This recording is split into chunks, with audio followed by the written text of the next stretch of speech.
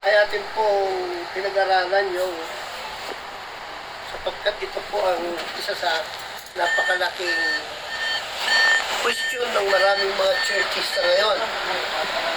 At dahil dito sa maling pagkaunawa, maraming mga churches ang nahihisya ng pananampalataya o na namamali ng tinatawag na interpretasyon sa pananampalataya. Pinag-aralan po natin yung 70 weeks of Daniel, Brother Arman. Yung 70 weeks of Daniel na nakalagay sa Daniel 9:24-27. Yan. Mayroon nga po akong ipinakitang chart. Ito nga po yun. Ako po ang gumawa nito. Nakita po natin na bakit po ito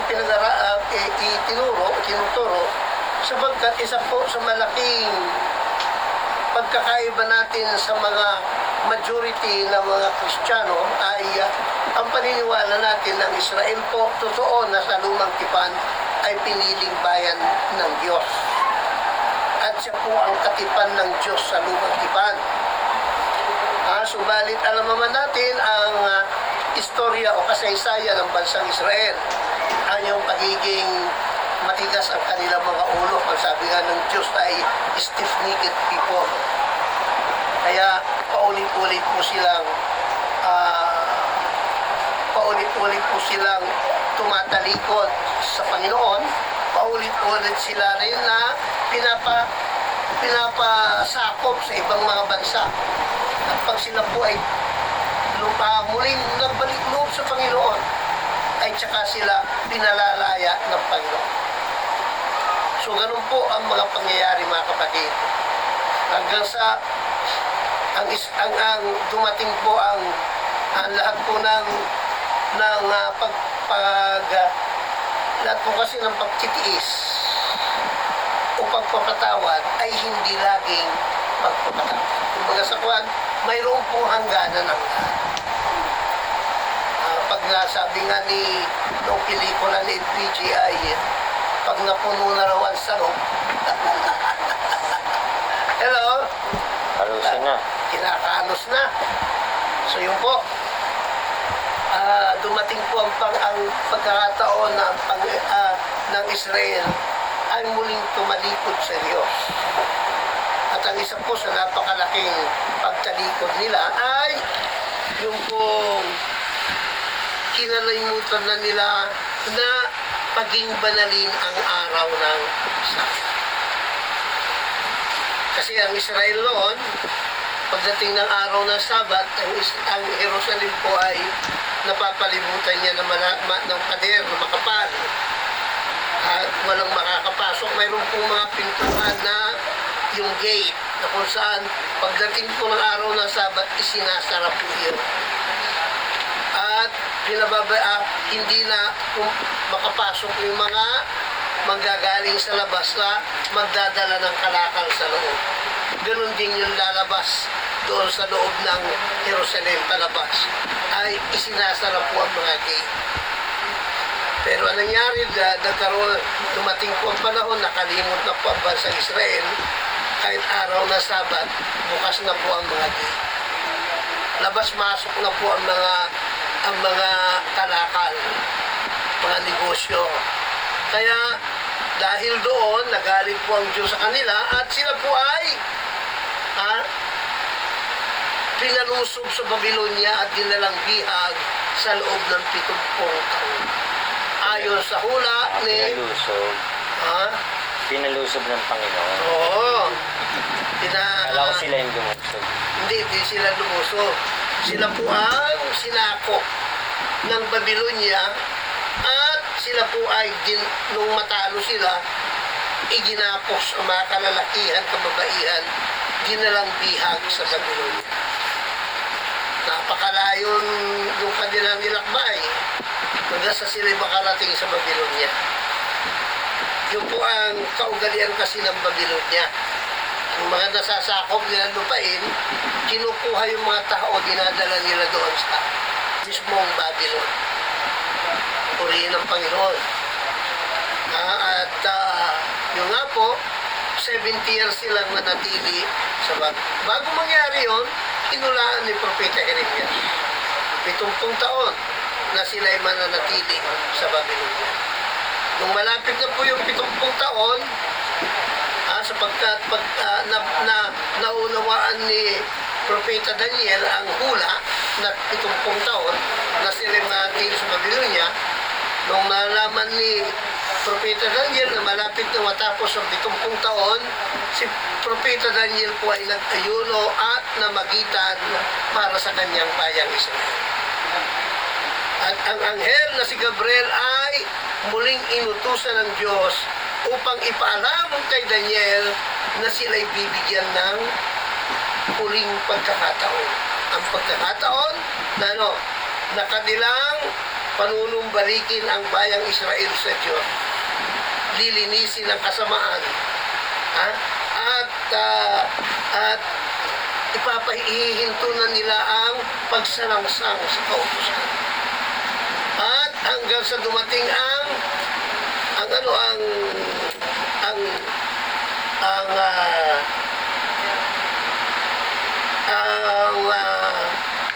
Mesiyas, ay sila po ang mag-aanoin sa Misaya. At ang bansang Israel, once na inanoint nila ang Misaya, ibig sabihin tatanggapin nila ang Mesiyas, i-anoint nila, kikilalalin nila, at ang bansang Israel po ang gagamitin ng Diyos upang magdala ng Ebanghelyo sa buong mundo. Ngunit, kabaliktaran po ang nangyari. Sapagkat nung dumating ang Mesiyas, mga kapatid, alam na po na naman ninyo ang nangyari. Ang sabi ng ating Panginoon, na parito siya sa sariling kanya, hindi siya tinanggap ng sariling kanya. He came into this world, and this world received him not. He came into his own, but his own received him not. Hello? Kaya nangyari, ano po? Itinakwil siya ng bansa, ng sarili niyang bayang Israel. At doon po ay nabigo ang Israel na patunayang sila'y karapat-dapat tawaging piniling bayan ng Diyos. Doon na po naputol, mga kapatid. Ilang taon ang ibinigay ng Diyos? Ito po yung tinatawag na 70 weeks of Daniel. 70 times 7 is 490 years. Yan. Na ibinigay ng Diyos ang bansang Israel upang gawin ang mga bagay na yun. Yung 490 years or 70 weeks of Daniel ay nahati sa tatlong pagkakahati. Una, yung po rebuilding of the temple is 7 weeks.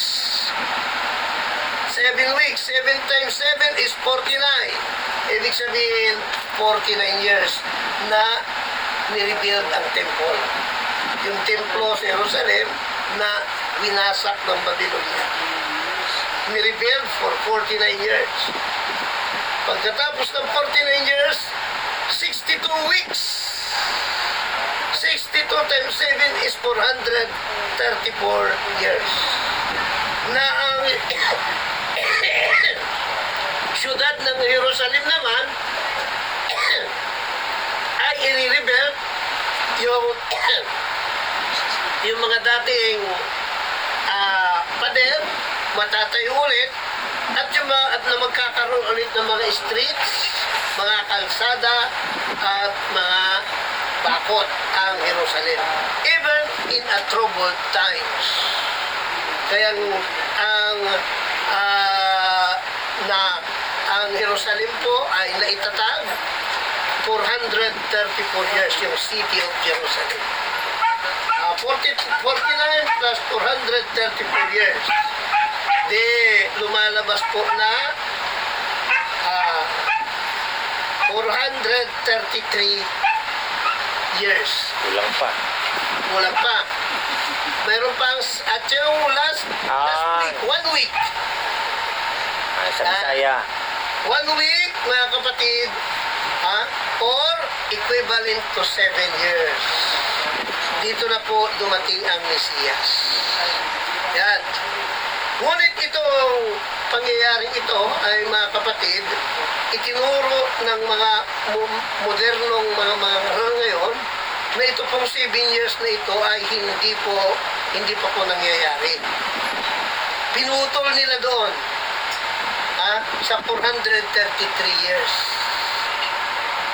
Pinutol nila doon sapagkat yung daw 7 years ay hindi pa natutupad at yung trabaho ni Kristo na magaganap doon sa 7 years ibinigay nila sa Antichrist na darating di umano doon sa 7 years Great Tribulation period. Kaya may turo ngayon na 7 years di umano ang Great Tribulation period. Hello? Ito po yun nangakuan. Yung 7 years na yun, na Great Tribulation period, mga kapatid, wala nang Gentile na maliligtas. Di umano. Kasi ang Gentile po, pumasok dito sa nung maputol yung matapos yung 433 years, na-rebuild ang temple, na-rebuild ang Jerusalem, naputol po yung timeline na ibinigay ng Diyos sa Israel at pumasok ang church age, Gentile age, di umano. Yan. Doon tayo napabilang sa church age. Di umano. Mga kapatid, pero tama ba ang pagkaka-interpret nila? Hindi po tama sapagkat hindi naman sinabi doon sa 70 weeks of Daniel na mapuputol ito. Para gaganapin at muling ito po ay ibibigay sa huling panahon. Mga kapatid, mali pong interpretasyon yun. Sapagkat ito po 70 weeks of Daniel, ibinigay po na isang continuous panorama of event. Yan po, nagsimula po ito yung decree to rebuild Jerusalem by Artaxerxes, king of Persia. Noong unang araw ng Abib o Nisan, 458 BC. Hello? Yan. At yung 433 years, natapos noong 30 AD. Dito po limitaw si Jesus Christ.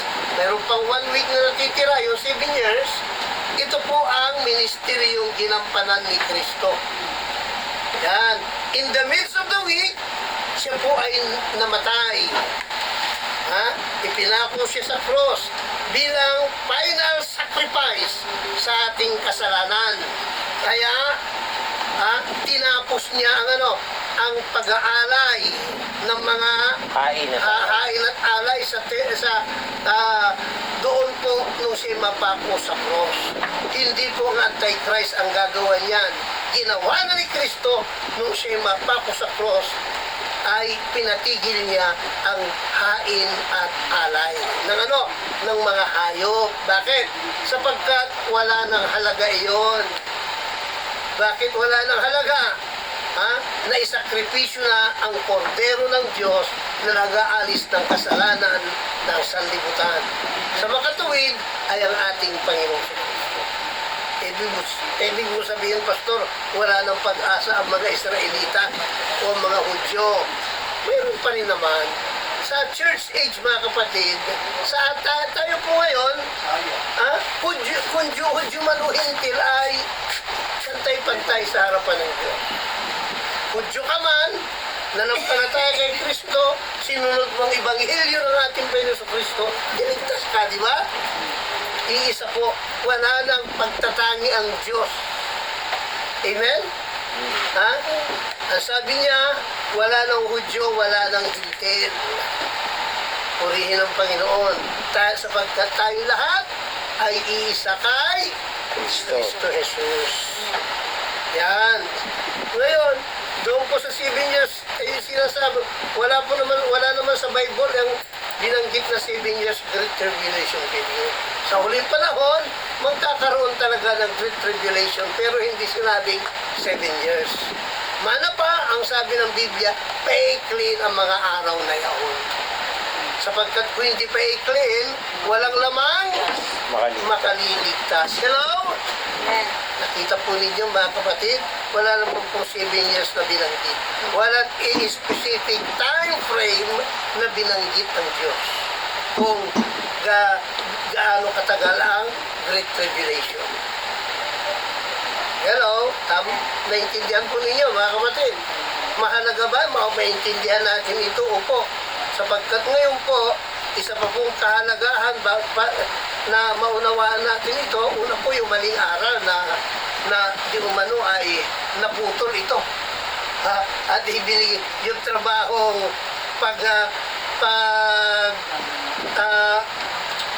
Alis ng hain. pag-alis ng hain at alay, ibinigay sa Antikristo. Antikristo. Samantalang trabaho ng ating Panginoon. Di ba napakalaking blasphemy? Di ba? Pangalawa, yung mga, dahil dito, sa aral na ito, naglipa na naman ngayon yung mga turo na kailangan yung tinatawag na ang Israel ay nanatiling piniling bayan ng Diyos ngayon at kailangan nating matuto ng lingwahe ng Israel, ng mga kaugalian ng Israel.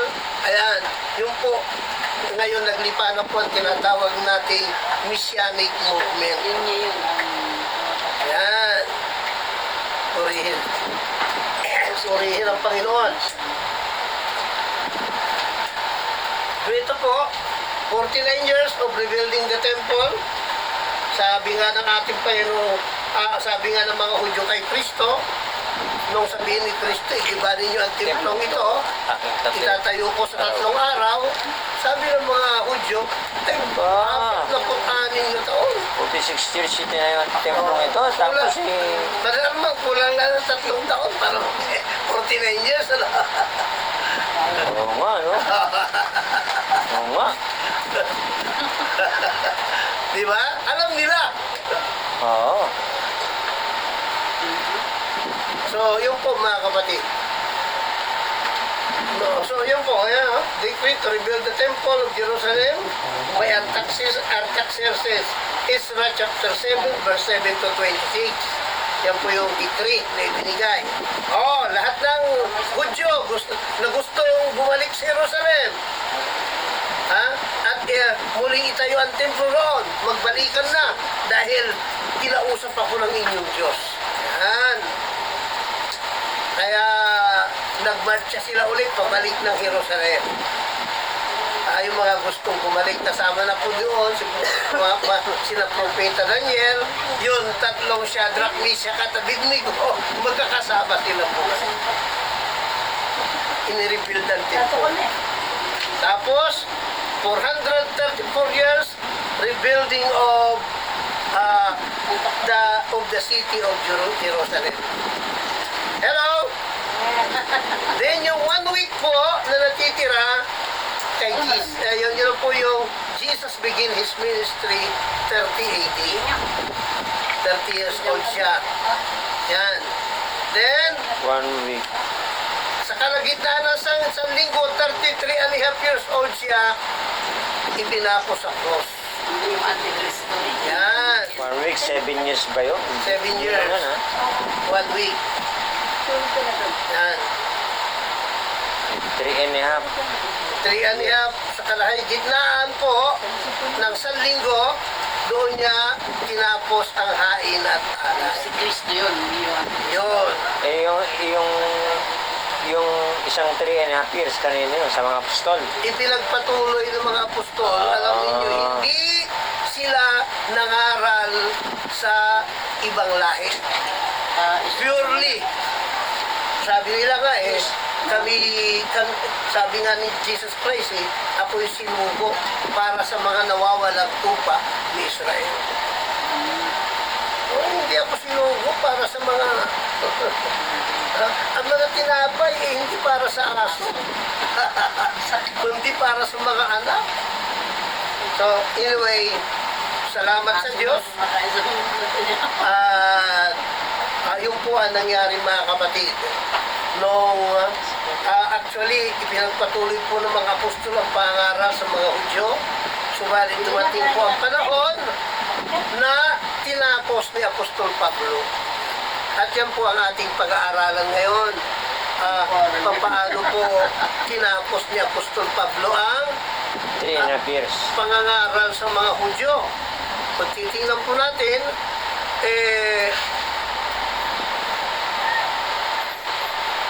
ang sabi nga niya po roon sa Acts chapter 13, ito na po, nung si Apostol Pablo po ay nagpunta po doon sa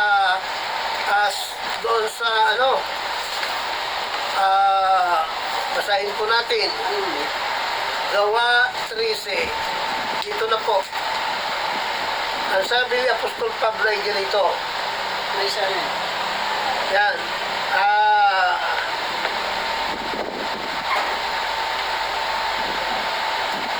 Ito po si Apostol Pablo ay nakarating sa saang lugar sila nakarating. Ito is Cyprus. sa Antioquia. Acts 13:14. Pakibasa. 13. But when they departed from Antioquia, they passed in Pisidia and went into the synagogue on the Sabbath day and sat down. Yan, nasa English. Antioquia. Natapat sila ay pagkatahak sa Persia ay nagsinating sa Antioquia ng Pisidia. At sila ay nagsipasok sa sinaguga ng araw ng Sabat at nagsuko.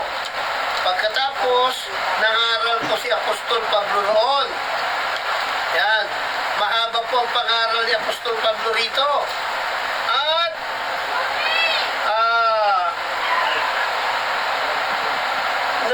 sa verse 42, dito rin verse chapter, Kalion chapter, sa verse 42, ito naman sinabi. And when the Jews were gone out of the synagogue, the Gentiles besought that these words might be preached to them in its Sabbath. Yan. Pag-alis nila ay kanilang ipinamanhik na salitain sa kanila ang mga salitang ito sa Sabat na susunod. Nangaral si Apostol Pablo ng Sabat na yon, na manhik itong mga tao na magsibalik sila para ipangaral ulit muling ituro sa kanila yung itinuro niya sa susunod na Sabat. Yan. At pagkatapos, nung sumunod na Sabat, verse 44 and 45, ayan na po. Tagalog na, Brother Arman. Gawa. Gawa 13, 44, 45.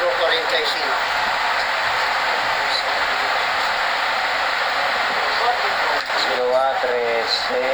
44, 45. At nang sumunod na Sabat ay nagkatipon halos ang buong bayan upang pakinggan ang salita ng Diyos. Yan, sumunod na Sabat, halos buong bayan nagkatipon. Ibig sabihin, sama-sama nila na sila, Hudyo at mga Intil. Magkakasama na doon sa sinagoga. Tapos sa verse 45, Datapwat nang makita ng mga Hudyo ang mga karamihan ay nangapuno ng kapanaghilian yan, nagselo sila. at tinutulan ang mga bagay na sinalita ni Pablo at nagsipamusong. Nainggit o nagselos itong mga Hudyo. Dahil ang daming nakikinig kay Apostol Pablo. At tinutulan nila yung mga bagay na sinalita ni Apostol Pablo. Yan. At sa verse 46 naman, ano sabi ni Apostol Pablo? At nagsipagsalita ng buong katapangan si Pablo at si Bernabe at nagsipagsabi, kinakailangan salitain muna ang salita ng Diyos sa inyo. Yamang inyong itinatakwil at hinahatulan ninyong hindi kayo karapat-dapat sa walang hanggang buhay. Narito, kami ay pasa sa mga hintil. Ayun. pinatunayan ninyo hindi kayo karapat-dapat sa walang hanggang buhay, ay mangangaral na kami, pupunta na kami sa mga hintil. Ito na po yung pagtatapos ng ministeryo nila sa mga Hudyo. Ito na yung 3.5 years.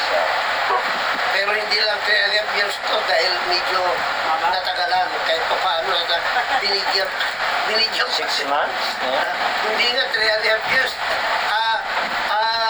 4 years. Kung tutuusin natin, hindi lang umabot ng 3.5 years to eh. Kasi, kung 3.5 years pagkatapos ng... Mama, mali yung hula. Hindi, tama yung hula. Kaya lang, kumbaga sa yung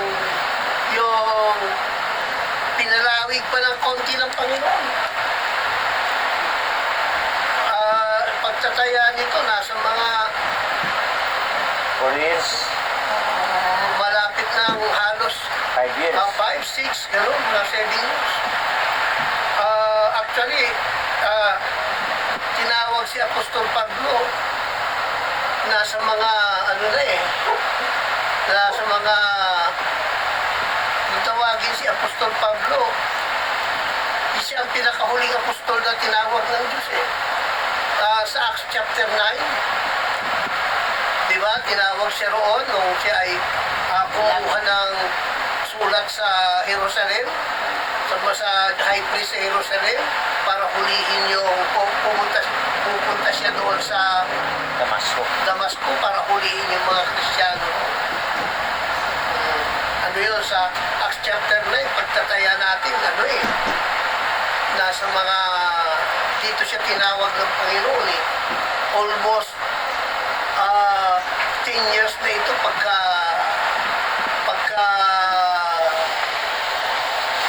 pagkatapos ng crucifixion and resurrection. 10 years. Tagal din, no? Halos. Tagal din, no? Kaya almost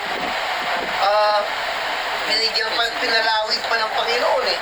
Yung pangangaral ng mga Hudyo sa mga ng mga apostol sa mga Hudyo eh. Acts chapter 10, binuksan na ang Acts chapter 10, Brother Arman, binuksan na ang pintuan sa mga hintil eh. Di ba? Kay Cornelius, di ba? Eto, 13 na ito eh. Pero bagamat binuksan ng pintuan ng kaligtasan sa mga hintil, sa mga Hudyo pa rin sila nangangaral eh. Pinagpilitan pa rin nila ang salita ng Diyos sa mga Hudyo. Bagay, naghahalo-halo na sila. Acts chapter 13, dito na ipinahayag ni Apostol Pablo. Naghahalo-halo. Sa inyo nga dapat munang ipangaral na Ebanghelyo. Ang salita ng Diyos sa inyo muna dapat ipangaral. Pero pinatunayan ninyo na hindi kaya karapat-dapat sa walang hanggang buhay. Kaya siguro, kung tatayain natin nasa mga 11 years? mga ganun. 10 to 11 years, ganun po. Tagal po. Tagal ng Yung pagtitiis at pagtitiyaga ng Diyos andun pa rin sa mga Hudyo. Sa mga Hudyo. Talagang Ngayon mahal sila na mahal ng Diyos sa mga Israelita. Pero nung pinatunayan na hindi sila karapat-dapat, ito na po. Inutol na po ng yung kanilang concentration sa mga Jew. Sabi na, narito kami pasasamalahin. Parang napaka-special yung mga nahuling mga Israelites. Ayan. So, makikita po natin mga kapatid, ngayon po, Binigyan pa ng pagkakataon. ngayon po, kung titingnan po natin, ang Israel po ba ay piniling bayan pa rin ng Diyos? Oo naman. Titingnan natin, hindi na po sila ang piniling bayan ng Diyos. As a nation. Sapagkat ang piniling bayan ng Diyos ngayon ay hindi na isang literal na nasyon lamang. Kundi yung mga, yung church mismo. Yun ang tinawag ngayon na piniling bayan ng Diyos. Na dati ay hindi bayan. Ngayon ay naging bayan. Church na matatagpuan sa lahat ng lahi ng tao. Hudyo ka man o Hintil, Pinalawak ba na? yan, itim ka man o puti, Wala nang wala discrimination. nang discrimination. Iisa yan? tayo kay Kristo. Puri ng Panginoon. Kaya, Pero basta pinili pa naman ang ano, parang sa tingin ko pinili pa rin ako ng gusto niya. sa tingin mo, Iniingatan niya eh. oo, iniingatan niya. Lahat naman Bakit- tayo. Bakit iniingatan ng Diyos ang bansang Because of his Israel? Of course, Because of his dala-dala ng Israel ang pangalan ng Diyos. Yun nga. Kaya nga iniingatan niya. Ayan. Yung salitang Israel, Prince of God. God. El is God. Kung subject pala si Bill. Bukod dyan mga kapatid, ah, bukod dyan, We are the friends of God. yung bansang Israel, tanging bansa na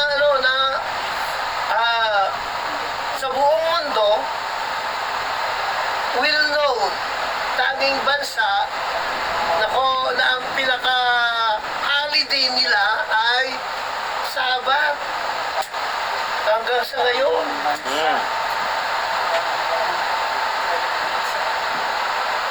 Pumunta ka sa Israel, yung Sabat talagang strictly sinusunod nila hanggang sa ngayon. Walang karibal. Oo. Mayroon na rin kariban. Meron na rin? Mayroon na rin mga mga Israelitang Sandikit. Katoliko eh. Mayroong Ah, ganon? Catholic Church doon eh. Mayroon na rin mga Israelitang born again. Israelitang na Tagal na convert kasi. na rin ng ibang mga Tagal na ano na eh. mayroon na rin pating Israelitang Muslim. Kaya mayroon doon Dome of the Rock eh. Ha? Oo, yung Dome of the Rock, yung kung saan itinayo yung dating Temple of Solomon, doon itinayo yung mosque ng mga Muslim na tinatawag na Dome of the Rock. Kaya iba-iba na rin sila. Pero majority pa rin ay Judaism. Yan. Judaism. Pero ang Judaism ngayon, marami niyang Judaism ang kinikilala si Kristo bilang Mesiyas. Dati ang Judaismo, hindi nila kinikilala si Kristo bilang Mesiyas. Pero may mga Jewish ngayon na galing sa Judaismo pa rin, pero they already believe that Jesus Christ is the Messiah. Yan. Kaya mayroon ngayong katulad ng kapitbahay natin, Bisaya, Diyos eh. Bisaya. Ang Bisaya, di ba, Diyos? Mayroong mga Hudyo na Judaismo na nangan sa aral sa Judaismo, pero iba-iba rin na rin ang kanilang paniniwala sa pagka-Diyos. Yung iba ay kinikilala nila si Jesus Christ bilang Messiah, pero hindi bilang Diyos. Yung majority. Yan. Pero, yung mga hardcore na Judaism, talagang hanggang ngayon, hindi nila kinikilala si Kristo. Oo. Mga hardcore Judaism yon. At yun ang majority sa Judaismo. Hanggang ngayon, hindi nila tinatanggap si Kristo bilang Diyos. Hinihintay pa sila sa dati. Yung small portion, tumatanggap na kay Kristo bilang Mesiyas, pero hindi bilang Diyos.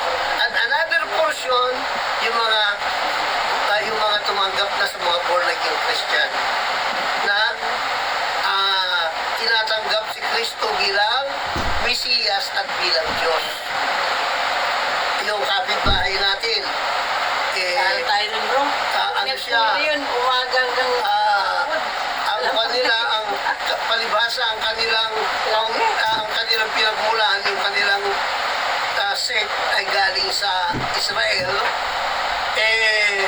ang paniniwala nila ay tulad ng Judaismo, pero Trinitarian sila.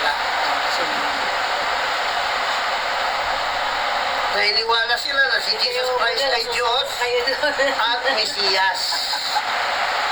Yun. Ang simula ng alas 9 ng worship hanggang ano yun. Ang alas 9 ng gabi. Nito na eh. Pero mga boses nila, sa natin na.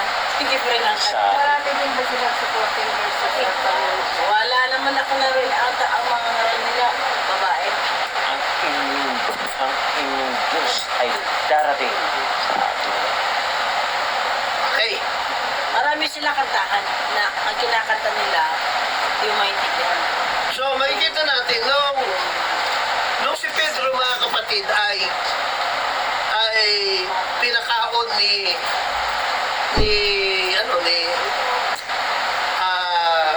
sino ba yung Cornelius?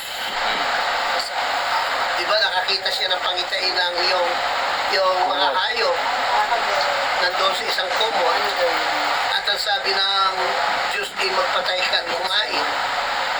Hindi na intindihan ni Apostol Pedro kung ano ibig sabihin yun. Dahil ang sabi niya, Panginoon, mula sa aking pagkabata, hindi ako kumain ng mga bagay na kamal-kumal.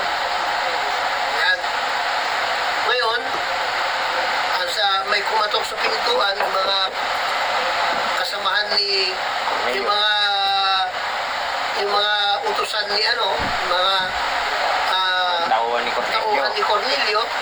Ang sabi ng Espiritu sa kanya, sumama ka sa kanila. Sumama si Pedro, habang daan ay kanya pa rin pinag-iisipan ko na ibig sabihin ng kanyang pagkain. Subalit, nung siya malapit na roon, nakita niya ang maraming naghihintay ng mga hintel, doon ipinaunawa ng Diyos na yung mga hayop na yon ay mga hintel. Nang ibig sabihin, ang Diyos hindi na nagtatangi ng tao. Basahin natin iyon sa Aklat ng Gawa, Kapitulo 10. Basahin po natin, mga kapatid, Gawa 10, at ang talata po, verse 34. 10:34.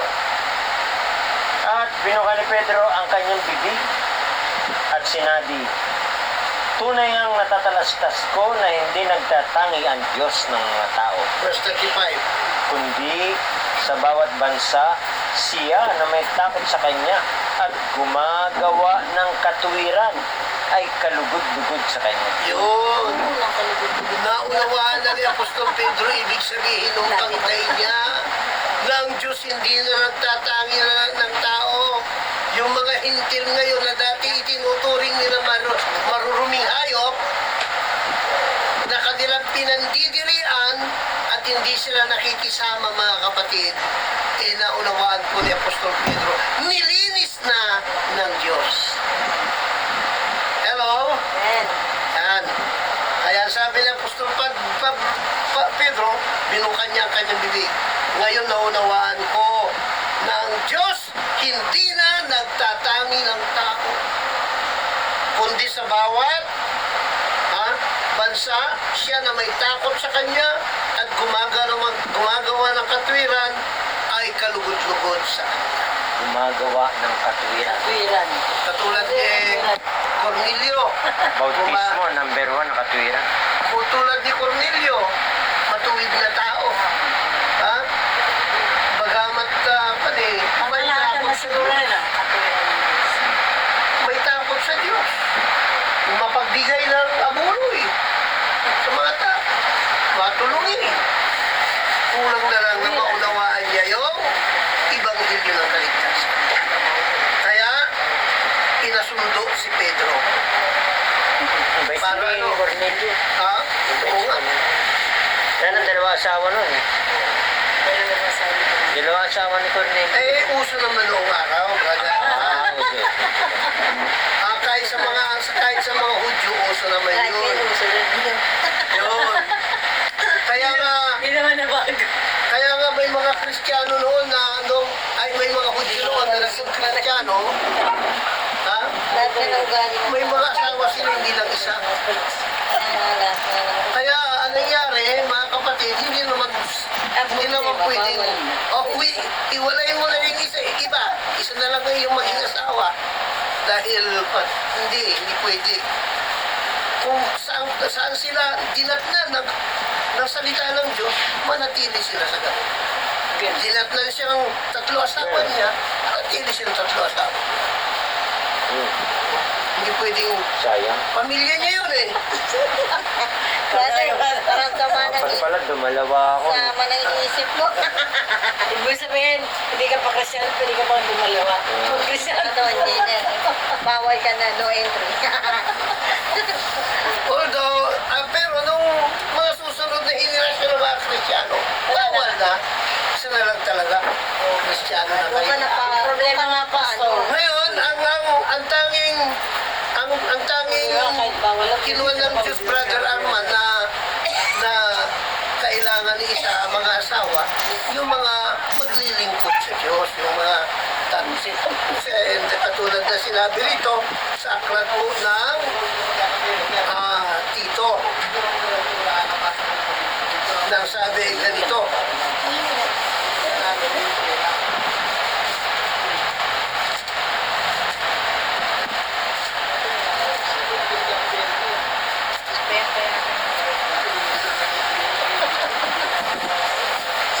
dito po sa aklat ng Tito, Ay, hindi mo kapakas ko. Para mo siya Hindi na rin ako pagpasok na lagyan mo ko na ito. Naiwan mo.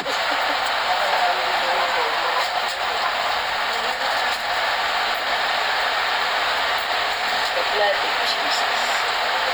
Ano na mo siya? Ito sa isa. Tungkol sa atin. Huli 6 daw. Kung ang sino man ay walang kapintasan. yan, 1:6 ba? Ayun si Kuya JP ah. Oo. Sabi dito, ay, umpisa mo sa verse 5, Brother Arman. Tito 1. Dahil dito'y iniwan kita sa Kreta upang husayin mo ang mga bagay na nagkukulang at maghalal ka at maghalal ng mga matanda sa bawat bayan na gaya ng ipinagbilin ko sa iyo. Yung mga elders, ibig sabihin elders, yung mga mamumuno sa iglesia. Verse 6, Kung ang sino man ay walang kapintasan, walang kapintasan. asawa ng isang babae lamang, Asawa ng isang mga, kasi uso nga noon, naging Kristiyano sila. Mayroong mga naging Kristiyano, dinatnan ng salita ng Diyos, 3 asawa. Ha? Kasi nga, kasi nga, sa Old Testament, pwede yun eh. O yun, dinatnan sila ng salita ng Diyos, 3 asawa, 5 asawa. Natural, hindi na pwede ihiwala yun. Pero yung mga elders na magiging haligi ng iglesia ay kailangan asawa lamang ng isang babae. Tuloy mo, Brother Arman. kung ang sino man ay walang kapintasan, asawa ng isang babae lamang, na may mga anak na nagsisisampalataya, na hindi maisusumbong sa pagliligalig o suwail, Verse 7. sapagkat dapat na ang obispo ay walang kapintasan. Palibhasa siya'y katiwala ng Diyos, hindi mapagsariling kalooban, hindi magagalitin, hindi manggugulo, hindi palaaway, hindi masakim sa mahalay na kapakinabangan. Yan. So, ang tinutukoy dyan, yung mga obispo, ibig sabihin, ito yung mga pastor, yung mga mga ngaral ng Ebanghelyo ng Panginoon sa mga iglesia. Isa sa kanilang requirement, asawa lang isang babae lamang.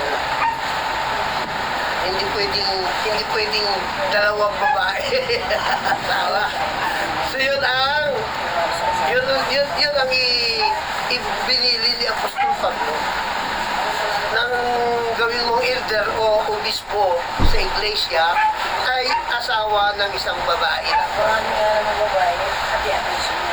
O mahirap. At saka may parang meron siyang spiritual lang awareness sa asawa ng isang babae. Isang iglesia lang. Mahirap maglingkod ng marami kang asawa. Mahirap maglingkod sa Diyos ng marami kang asawa. Marami kang pamilya. Yung isa nga Marami lang. mga kailangan sa'yo. Brother naman, yung isa nga lang na asawa, mayroon kang 3, 4 na anak. Hirap mo. Yeah. Nilingkod ko lang yun. Mahirap. Eh kung 3 asawa mo, 4 anak mo roon. Ang mangyayari yan eh. Siyempre, aalalahanin mo yung mga anak mo. Oo. Kailangan ka ng pera. Magkakaroon ng korupsyon. Ganun. So, asawa lamang ng isang babae. Asawa lang ng isang babae. Eh, yung susunod na henerasyon ng mga Kristiyano, yun talagang strictly isang babae, isang lalaki na lang hanggang sa ngayon.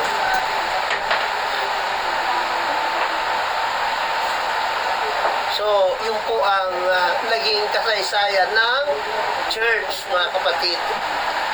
At yun nga,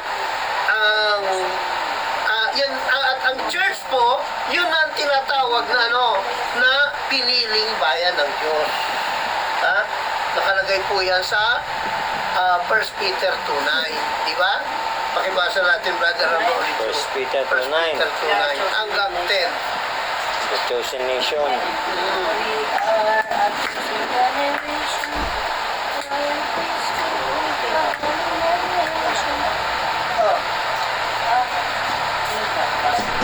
Datapot kayo'y isang lahing hirang, Hirang. isang makaharing pagkasaserdote, Ayan. bansang banal, bayang pag-aaring sarili ng Diyos, Bayang pag-aaring sarili. upang inyong ipahayag ang mga karangalan ni Yaong tumawag sa inyo mula sa kadiliman hanggang sa kanyang kagilagilalas na kaliwanagan. Tuloy. Nang Na nang nakaraang panahon ay hindi bayan.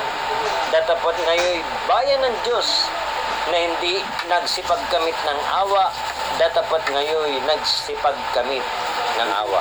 So, yun na po, mga kapatid, hindi na po ang bansang Israel ang piniling bayan ng Diyos, bansang banal ng Diyos, kundi ang church na kinabibilangan ng lahat ng Tao.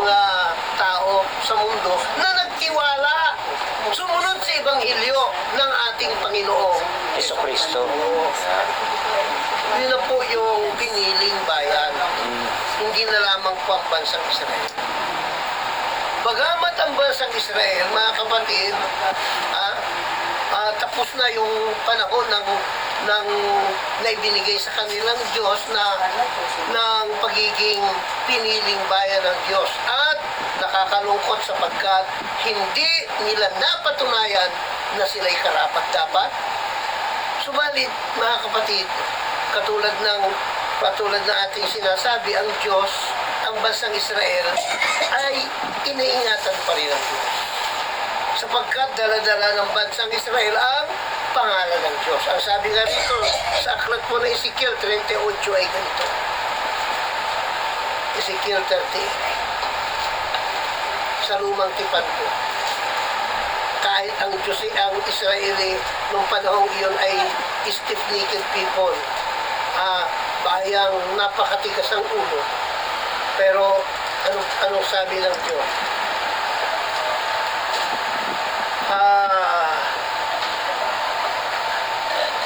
Yan.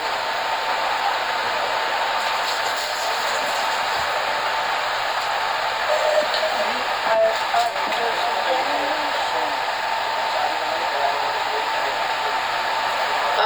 39 verse 7, Brother Arman, ng Ezekiel. Kumanda ka. 39 verse 7. 39. Verse 7. At ang aking banal na pangalan ay ipakikilala ko sa gitna ng aking bayang Israel. At hindi ko man titiising malapastangan pa ang aking banal na pangalan.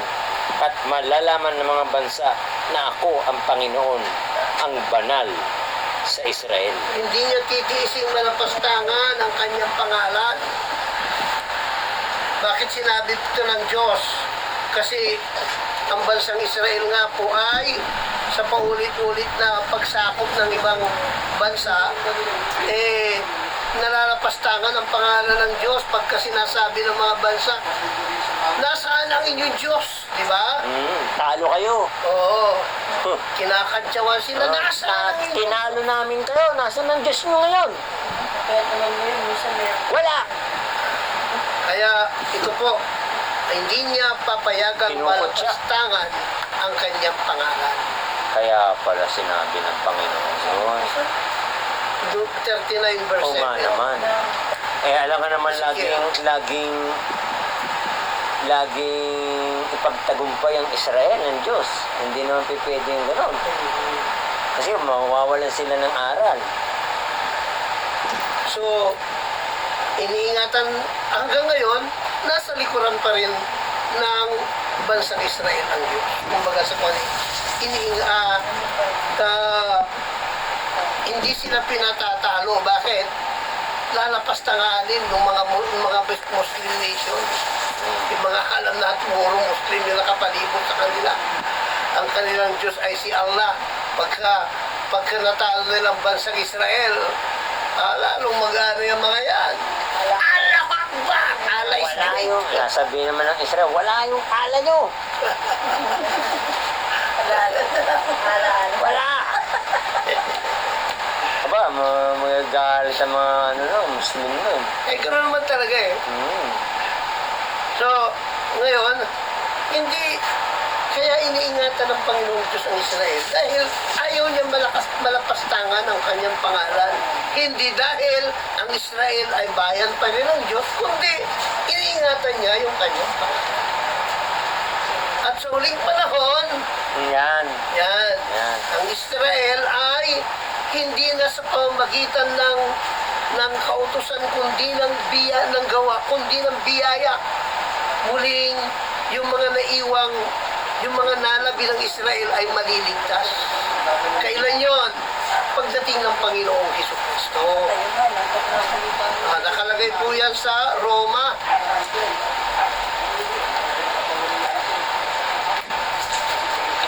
Nakalagay po yan sa aklat po ng Roma.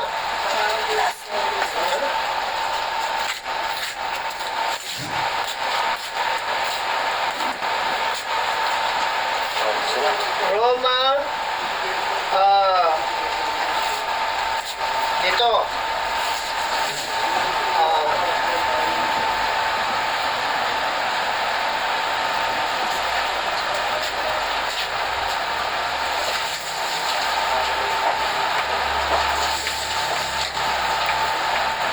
Roma 11 ba yun? Yan, Sabi. Roma chapter 11, ang sabi ganito, Ang sabi.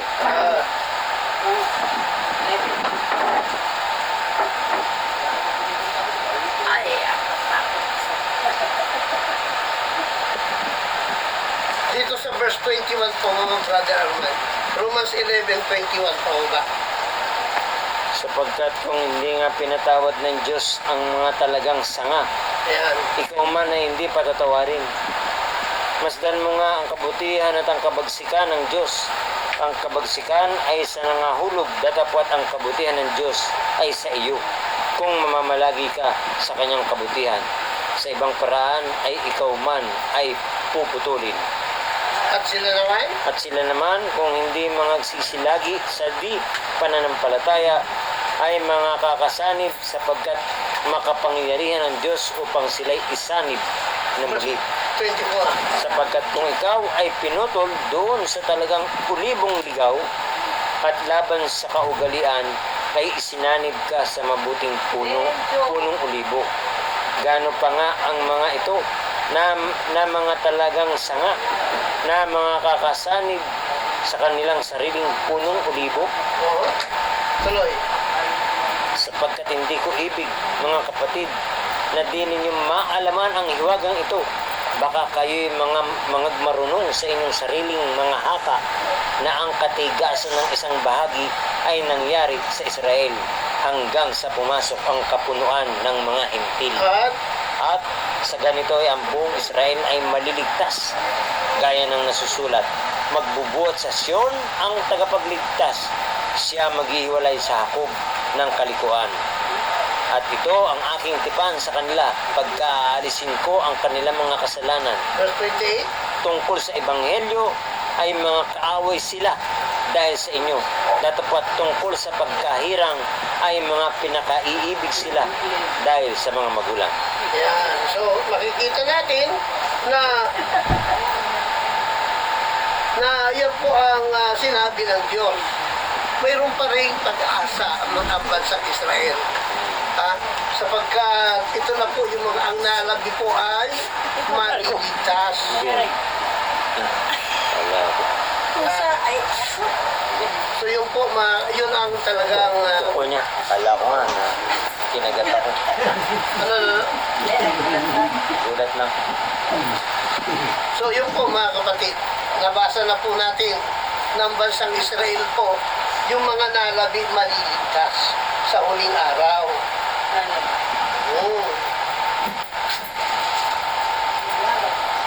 Parang nalagyan ko yung pangalan ng lalaki.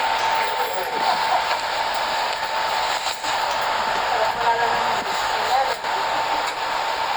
Yung mga nalabi, ibig sabihin na iwan. Lalaki.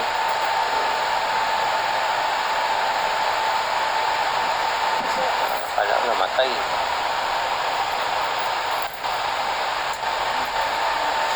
So ibig sabihin, kailan mangyayari yun ng bansang Israel? Ang lahat ng Israelitas maliligtas. Walang ano, walang ba? Ang lahat ng Israel ay maliligtas. Oo. Ang lahat ng Israel ay maliligtas. Lahat ng Israel, yung mga nalabi, yung mga madadatna ng Panginoon sa huling araw, Ah, maliligtas. Kasi Swerte sila naman yung nun. mga magtatanong saan mo nakuha yung sugat mo sa yung BC? Di ba? Sa bahay ng aking mga kaibigan. Ayun. Kaya, Sakit na lang. sila'y magsisihabunggol at magbabalik loob sa kanya, tatanggapin siya ngayon bilang Mesiyas. Kaya yung mga nalabing yun, maliligtas. Purihin ang Panginoon. Sa bagay pa sir, sabi Ano ng ibig verse, sabihin? hindi naman daw nais ng Diyos na ang lahat ay mapahamak kung maligtas. Lahat nga, kung maaari, gusto ng Panginoon, Pero maligtas. kailan lahat maligtas? Kanya nga lang, mayroon talagang mapapahamak. Kaya lang, hindi niya sinasaklawan ang kagustuhan ng tao. Di ba, Brad? Siyempre, yung mga We used to choose. yung mga tumanggi sa ebanghelyo ng Panginoon, Alam mo talagang hindi maliligtas. okay? Purihin ang Panginoon. Okay. Salamat sa Panginoon. At meron ba tayong katanungan sa ating pag-aaral, mga kapatid? Ate Jemmy, tanong. Sa ngayon po, sa napag-aralan po natin ngayon, lumalabas po una, na yung 7 years na Great Tribulation is a false teaching. May Great Tribulation pero wala pong 7. Hindi parang yung ano na yun. Yan. Pangalawa, Parang pinuntahan na nila Ah, 7 years. pangalawa, ng Israel ay hindi na po siyang hinirang o piniling bayan ng Diyos. Sapagkat ang piniling bayan ng Diyos ngayon ay ang iglesia niya na sumasaklaw sa lahat ng lahi. Anumang lahi mo, anumang wika, o anumang kulay ng iyong balat, kabahagi ka ng piniling bayan ng Diyos. Once na ikaw ay sumampalataya sa ating Panginoon Kristo at sumunod sa kanyang ebanghelyo. So hindi na kinakailangang mag-aral ka pa ng Jewish language para maligtas. O pag-aralan mo yung tamang pagbigkas ng pangalan ni Hesus Kristo para maligtas.